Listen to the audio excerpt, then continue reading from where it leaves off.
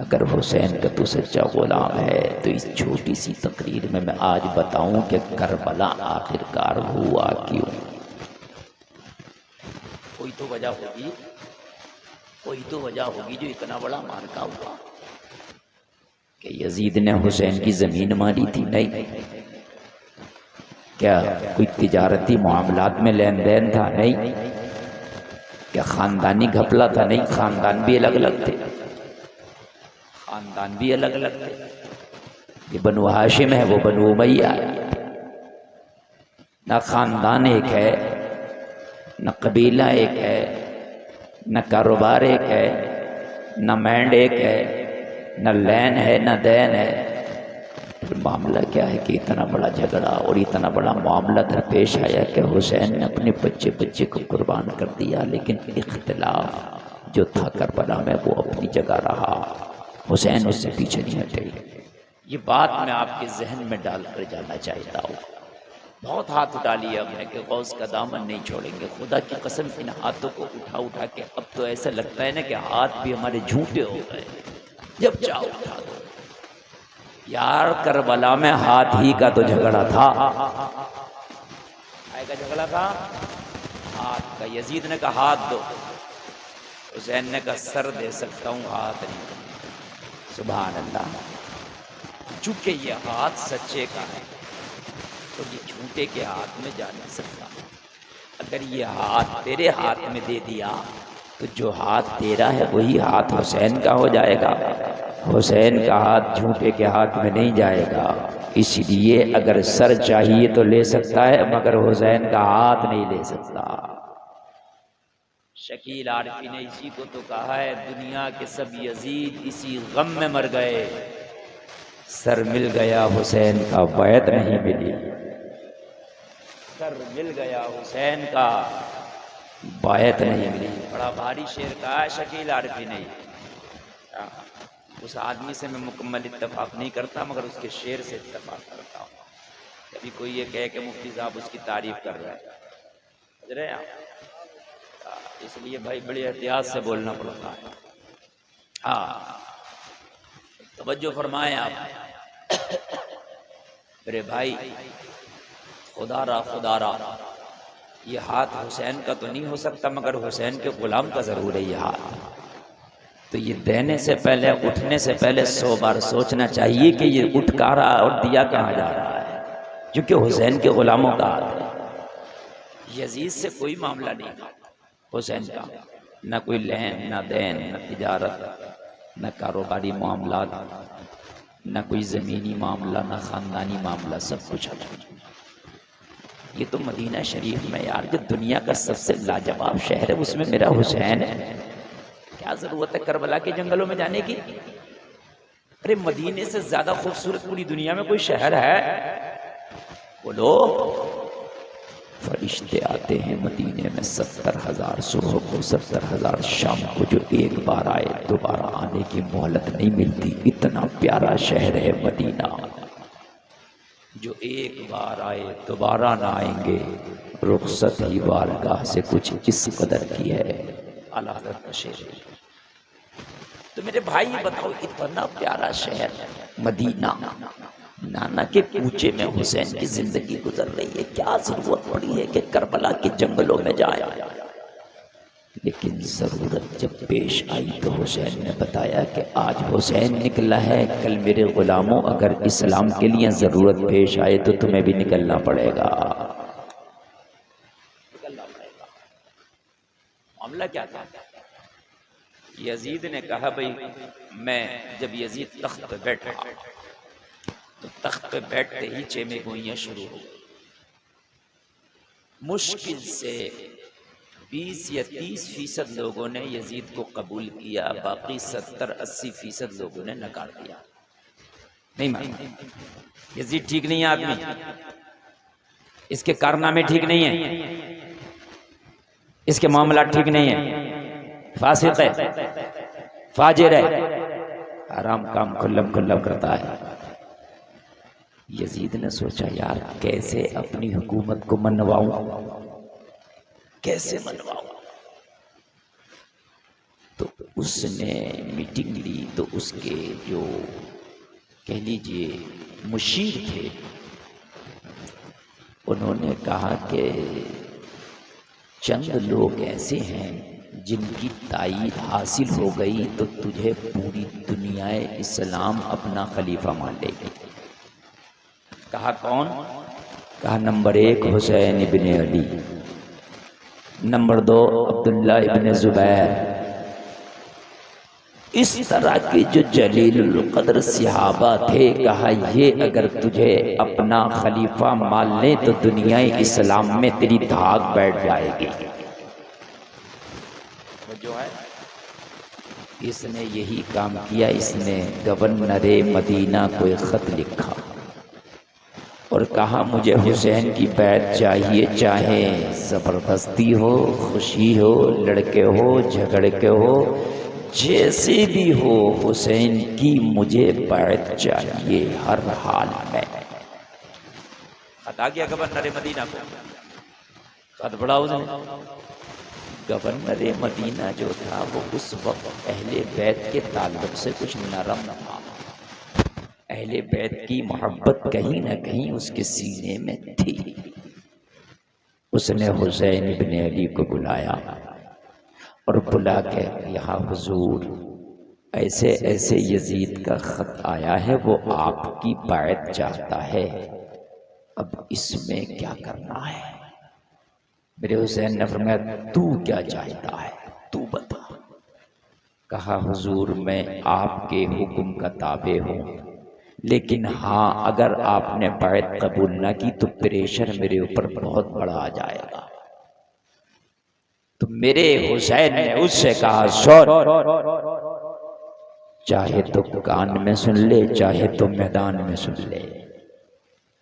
बात बाप की थी तो हमारे भैया ने भी कबूल किया और हमने भी कबूल किया, इसलिए कि वो सहाबी रसूल थे। सुभान अल्लाह। लेकिन बात यजीद की आती है तो हुसैन किसी भी कीमत उसको कबूल नहीं करेगा। कहा हुजूर प्रेशर पड़ेगा आप पर, देख लेना। हुसैन ने कहा कितना प्रेशर पड़ेगा? कहा हो सकता मदीना छोड़ना पड़ा। हुसैन ने कहा ये भी गवारा है, अगर सर कटे ये भी गवारा, कुनबा कटे ये भी गवारा, गर्जी न जाए ये भी गवारा। अगर हुसैन को सब कुछ कुर्बान करना पड़ जाए सब कुछ गवारा है, लेकिन उसकी बैत कबूल नहीं करूंगा। बस हुसैन ये कह के चले, ये कह के चले। अब टॉपिक यहां से शुरू होता है। टॉपिक ये है कि मैं ये पूछना चाहता हूं कि गवर्नर मदीना से कहा चाहे सर कटे, मदीना छूटे, खानदान कटे, सब लूट जाए, उसको कबूल नहीं करूंगा। आखिरकार क्यों हुसैन इतना बड़ा फैसला क्यों? ये अहम बात है, जरा गौर से सुनना। हुसैन इतना बड़ा फैसला क्यों, किस लिए? अब जरा सुने, क्या खराबी है मौला हुसैन यजीद के अंदर? उसके अंदर खराबी क्या है? तो जवाब मिलेगा वो कभी नमाज पढ़ता है, कभी नमाज छोड़ता है। ये खराबी है पहले। कभी पढ़ता है, कभी जोर से बोले। अच्छा, वो पढ़ता ज्यादा था, छोड़ता कम था। समझ लें आप, पढ़ता ज्यादा था, छोड़ता कम था। हम छोड़ते ज्यादा हैं, पढ़ते कम हैं, फिर भी हुसैन है। ये उलमा बैठे, वो पढ़ता ज्यादा था, छोड़ता कम था। हम छोड़ते ज्यादा हैं, पढ़ते कम हैं, फिर भी हुसैन। क्योंकि हाथ उठा दिया ना हमने रात जलसे में, क्या हुसैन ही बस हो गए। नंबर 1। नंबर 2, शराब पीता था। तो यजीद के ज़माने में शायद जहाँ तक मेरी तहकीक और नॉलेज है एक ही शराब चलती होगी, वो जो भी बनती होगी देसी, सिर्फ एक ही, ठीक है। लेकिन आज इस ज़माने में कम से कम 50 तरह की शराबें हैं। अंग्रेजी, देसी, बियर, वो एक तरह की पी ले तो हुसैन ठुकराते हैं, वो यजीद। हम 50 तरह की पिए तो पक्के हुसैन। बात जरा गौर से समझना, खाली शोर मचाने से कुछ नहीं है, हाथ उठाती है इससे कुछ नहीं है। क्या मुसलमान शराब नहीं पीता? शराब की भट्टियों पे हमारे कब्जे हो चुके हैं। तुम तो पीने की बात कर रहे हो, मैंने तो यहां तक सुना है कि मुसलमान शराब बेच भी रहे हैं। 2 नंबर। तीसरी बात, यजीद अपने दरबार में कम उम्र लड़कों को जिनकी दाढ़ी नहीं आती है उन्हें नचाता था। किनको नचाता था?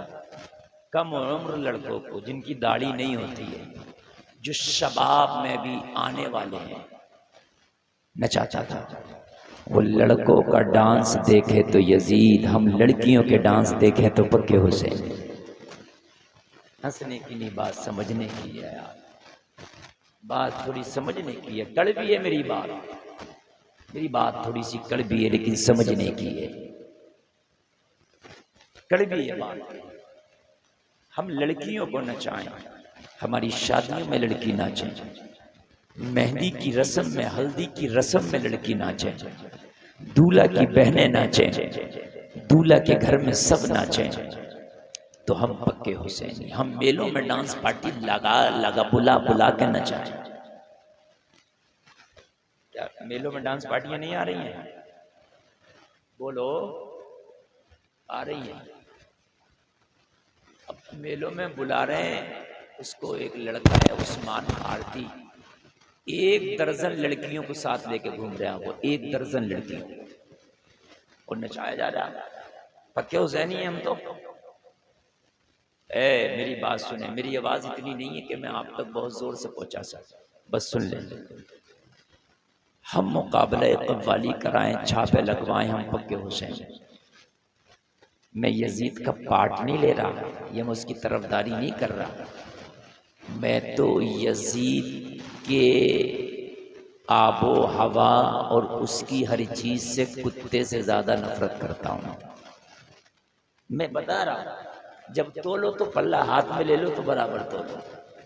यजीद से अपना कोई रिश्ता नहीं। वो लईन था, लईन है, लईन रहेगा। पलीद था, पलीद है, पलीद रहेगा। दुश्मन हुसैन था, दुश्मन हुसैन है, दुश्मन हुसैन रहेगा। कातिल हुसैन था, कातिल हुसैन है, कातिल हुसैन रहेगा। बात आ रही है? बजाते खुदा के करबला में कत्ल नहीं किया, मगर इसी की मंशा में सब कुछ हुआ था। समझ रहे हैं आप? कोई कभी ये न कहना कि साहब उसने कत्ल कहाँ किया, वो तो करबला भी नहीं आया। तो जो भी करता है वो सिपाही करता है, बादशाह तो हुक्म देता है कि नहीं? अब सुने जरा सुने। तो वो नौजवान लड़कों के नाच देखे तो वो यजीद, हम लड़कियों के देखे, और लड़की भी ऐसी जो नन्ही, आधी से ज्यादा नन्ही, तो क्या उसे नहीं। यजीद की दाढ़ी भी थी, दाढ़ी थी उसके, और हम बिल्कुल क्लीन शेव करके भी हुसैन। वो सर पे इमामा या टोपी जो भी रखता हो, सर रहता था उसका ढका हुआ। हम बिल्कुल हीरो कट में घूमे तो पक्के हुसैन। झूठ हम बोले, सूद हम खा लें, धोखे हम दें, दलाली हम करें, नमाजें हम छोड़ें, वालिदैन को हम सताएं, बहन बेटियों पर गलत नजरें हम डालें, जुआ हम खेल लें, ज़कात हम नहीं दें, उश्र हम नहीं दें, रोज़े रमज़ान के हम नहीं रखें, हज फ़र्ज हो गया, पिलाट पे पिलाट खरीदें, हज हम नहीं करें, पक्के हुसैन। मैं ये पूछना चाहता हूँ कि तुम हुसैनी हो किधर से, ये बताएं आप मुझे। कम से कम कुछ एक जाविये से तो बताएं कि हम किधर से हुसैन। मुझे आप जरा मेरे भाई सोचना पड़ेगा। कयामत में ऐसा नहीं है कि अच्छा ये आ गए जलसा करने वाले जिन्होंने हाथ उठाए थे, चलो इन्हें जन्नत में लेके चलो, ऐसा नहीं होगा ना। कब्र में जब जाओगे तो मुनकर नकीर अच्छा अच्छा आगे जलसे में नारा लगाने वाले हाथ जो उठाया था, चलो ठीक है आराम से सो, जन्नती बिछौना ये, और सर्दी उर्दी लगे तो लिहाफ ला दे और चल चल। ऐसा नहीं, बड़ा मुश्किल काम है। आप ये सोच रहे हो कि मुनकर नकीर आएंगे कहेंगे अच्छा और कुछ तो नहीं चाहिए आपको, ऐसा नहीं है। बड़ा मुश्किल काम है, बहुत मुश्किल काम है मेरे प्यारे। बात में बताऊं, वो सहाबा जिन्होंने नबी को अपनी आंख से देख के कलमा पढ़ा, अल्लाह के खौफ और अजाब जहन्नम से इतना रोते थे कि उनकी दाढ़ियां हमेशा तर रहती थी। इतना रोते, इतना रोते, दाढ़ियां हमेशा तर रहती थी। वो हुसैन कि जिसके नाना का तुमने कलमा पढ़ा और जिस हुसैन का जलसा सजाते हो, बताऊं उसके घर क्या लग, उसकी एक बेटी है जिसका नाम है सैयदा सकीना। उम्र है मुश्किल से 6 के आसपास, 6 इयर्स। तुम्हारे घर में भी 6 साल के बच्चे होंगे, 7 साल के, 5 साल के। तुम अपने बच्चों को देखो, 5 और 6 साल के बच्चों को अभी इतना भी शऊर नहीं होता है कि मैं दुनिया में आया क्यों। उसे सिर्फ खेल से, खिलौने से मतलब है। एक टॉफी में उस बच्चे को इधर से आप उधर कर सकते हो। बोलो है कि नहीं है? हमने तो हाथ उठा दिया हम हुसैन, लेकिन सुन उस हुसैन की शहजादी का किस्सा, सुन उस हुसैन की बेटी की सीरत। जब करबला में हुसैनियों को जो बचे थे ना, सबको बेड़ियों में जकड़ लिया गया, रस्सियों में बांध लिया गया और रस्सियों में बांध के खेमों में आग लगा दी गई। खेमे जल रहे थे। अल्लाह अल्लाह, सैयदा सकीना खेमों के बाहर खड़ी है, अपनी फटी हुई चादरों के टुकड़े अपने चेहरों पर ढके पड़े हैं। लोगों जरा गौर करो, इन जालिमों ने खेमों को जला के कहा इन्हें रस्सियों में बांध लो। सैयदा सकीना की नरम नाजुक कलाइयाँ, 6 साल की उम्र ही क्या होती है, इतनी कस के जालिमों ने रस्सियाँ बांधी, इतनी कस के रस्सियाँ बांधी कि सैयदा सकीना के कभी उन कलाइयों के निशान तक न गए। और इन्हें ऊँटों की पीठ पर बांधा और बांध के जब लेके चले ये, चलो यजीद के दरबार में चल के यजीद से इनाम हासिल करेंगे। हजरत ज़ैनब जो हुसैन की सगी बहन है, जब इनकी नज़र जाते जाते करबला से हुसैन के कटे हुए लाशे पे पड़ी तो चीख निकल गई। सैयदा ज़ैनब की चीख निकली, कहने लगी भैया मदीने में थे तो नबी के कंधों पे सवारी करते थे, आज करबला में आए तो लाश कैसी बेगोरो कफन पड़ी है। राकिबे दोषे मुस्तफ़ा के साथ जालिमों ने क्या किया मालूम है आपको?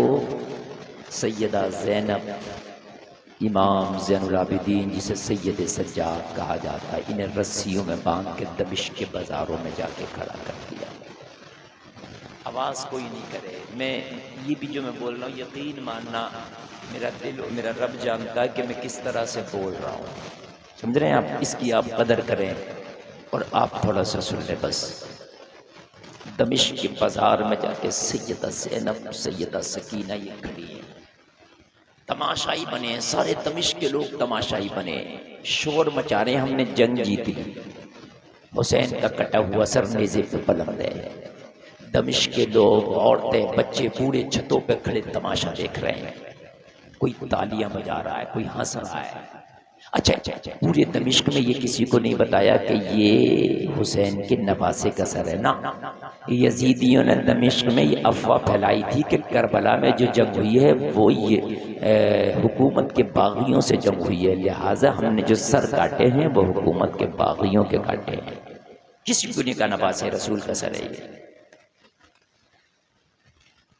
मेरे भाई, इसी शोर के आलम में, इसी जुलूस की शक्ल में आज भी मुहर्रम शरीफ आता तो हमारे सुन्नी जुलूस निकालते हैं, शोर ढोल तक बजाते हैं। ये दमिश्क के बाजार में सब यजीदी ने कर छोड़ा है, ये सब कर चुके हैं यजीदी।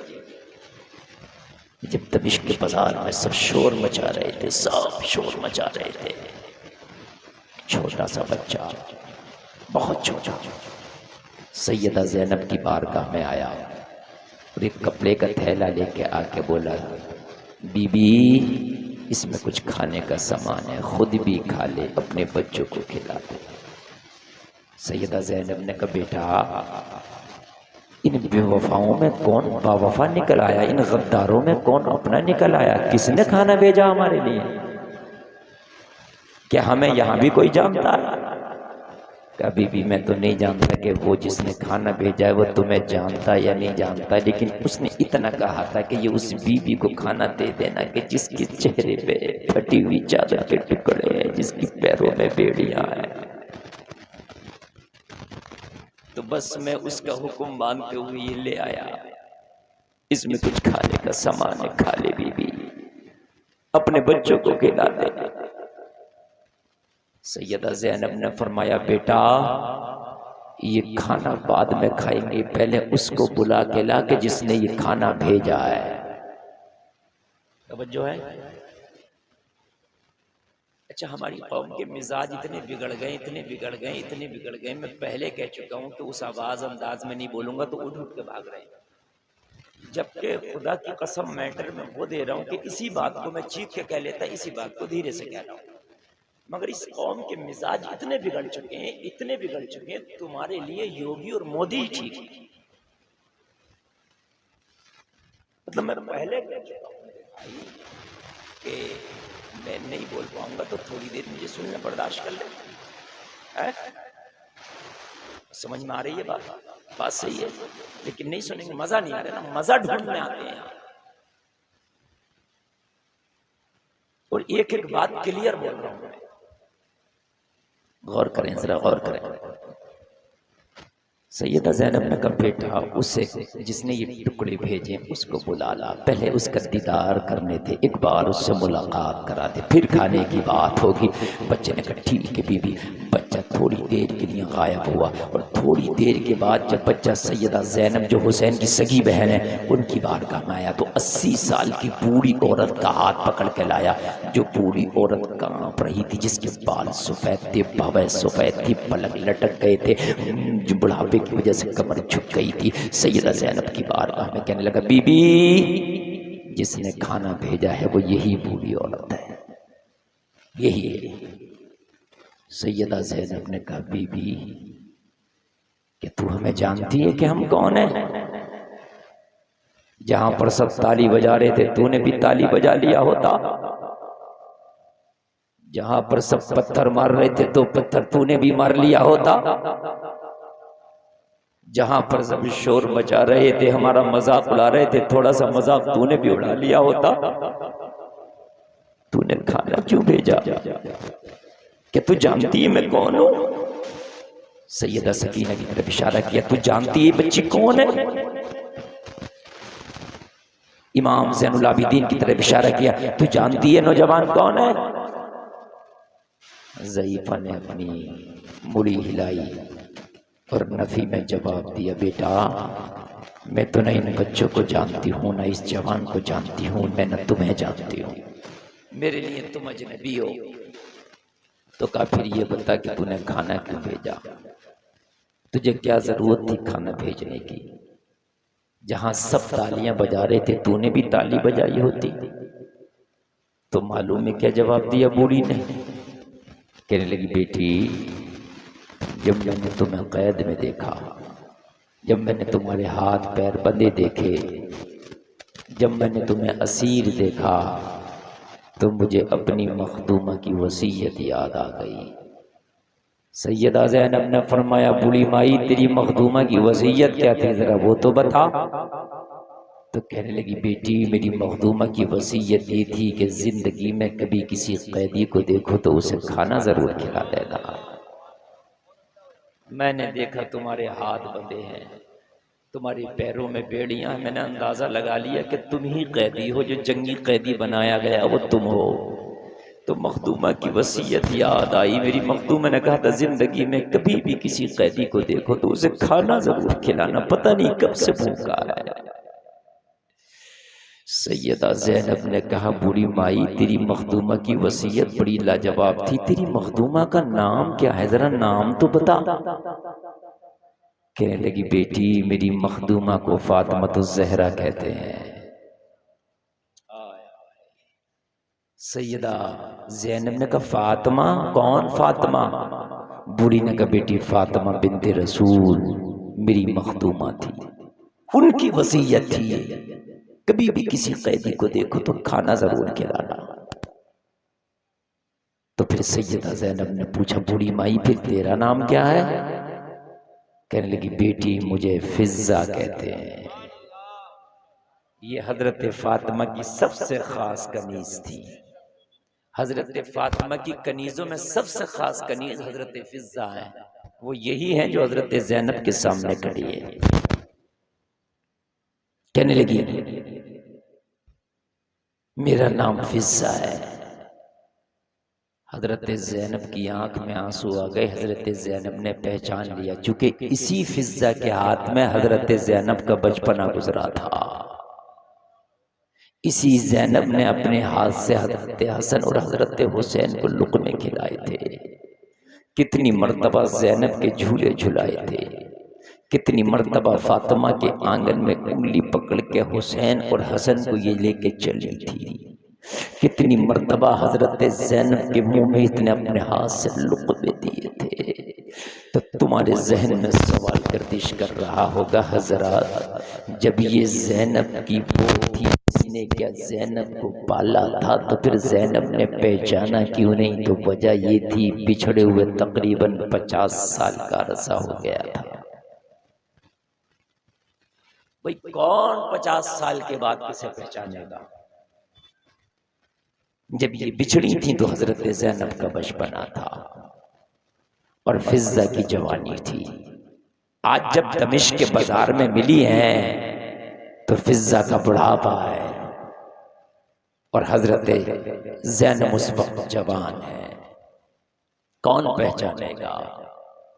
हजरत ज़ैनब ने उसको ये नहीं कहा कि मैं ज़ैनब हूँ, खामोश हो गई। सोचने लगी, अगर मैंने बताया कि मैं ज़ैनब हूँ तो बड़ी तकलीफ होगी, इसलिए कि मदीने में इसने हमें शहजादी बना के रखा था, आज यजीदियों ने कैदी बना के रखा है, तो इसे बड़ी तकलीफ होगी। और अली की बेटी किसी को तकलीफ देती नहीं है, अली के घर वाले तो तकलीफों को बर्दाश्त करते हैं। नहीं बताया, नहीं बताया, बस खामोश हो गई। ये बूढ़ी जाने लगी, बूढ़ी वापस होने लगी। हजरत ज़ैनब ने हाथ पकड़ लिया और कहा, बूढ़ी माई कहाँ जाती है? कहने लगी, बेटी बुढ़ापा सर पे है, घर में जाके चंद लम्हे आराम कर लूंगी। हजरत ज़ैनब ने फरमाया, आराम करने से पहले एक बात बता, अगर तेरी कोई तमन्ना हो तो बता दे। कहा, क्यों? कहा, तूने काम इतना अच्छा किया है कि दिल चाहता है कि तेरे दामन को मैं इनाम से भर दूं, लेकिन मेरे पास देने के लिए कुछ नहीं है। जालिमों ने खेमों को आग लगा दी, जालिमों ने मेरे बच्चों के कानों से बालियां तक नोच ली। हमारे पास सिर्फ फटी हुई चादरों के टुकड़े हैं, लेकिन हम खाली हाथ अपने दर से किसी को भेजते नहीं।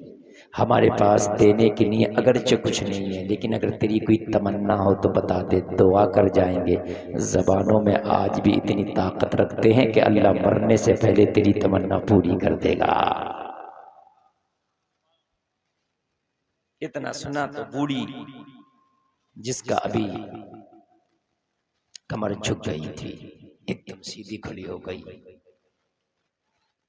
और सैयदा ज़ैनब से बोली, वाकई तेरी दुआओं में इतनी ताकत है कि जो कहे वो कबूल होती है?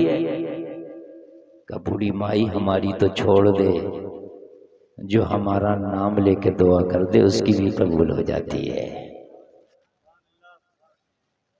हमारी तो छोड़ दे। कहने लगी, अच्छा? वो कहने लगी, सही बात तो ये है कि जब तक कोई हमारा नाम न लेना, न उनकी दुआएं कबूल होती हैं, न उनकी नमाजें कबूल होती हैं। नहीं, ये जो पढ़ते हो नमाजों में, अल्लाहुम्मा सल्ली अला मुहम्मद व अला आले मुहम्मद, आले मोहम्मद यही तो है, यही तो है, ज़ैनब ही तो आले मोहम्मद है।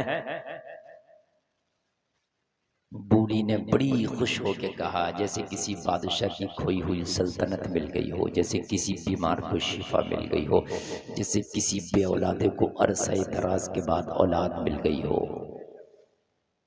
कहा, बेटी अगर वाकई तेरी दुआओं में इतनी ताकत है तो मेरी एक तमन्ना है, तो दुआ कर दे कि अल्लाह मरने से पहले मेरी तमन्ना पूरी कर दे।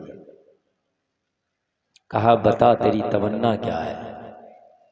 बूढ़ी बता तेरी तमन्ना क्या है? एक सेकंड बस इधर देख ले मेरे भाई। वो किसी को उठा रहा बिठा रहा, आप क्या देख रहे हो उधर? आप मुझे देख लेना और थोड़ी देर सुन ले। थोड़ी देर, मुश्किल से मैं 3-4 मिनट और बोलूंगा, बस बस, समझ रहे ना? पूरी कंडीशन मैंने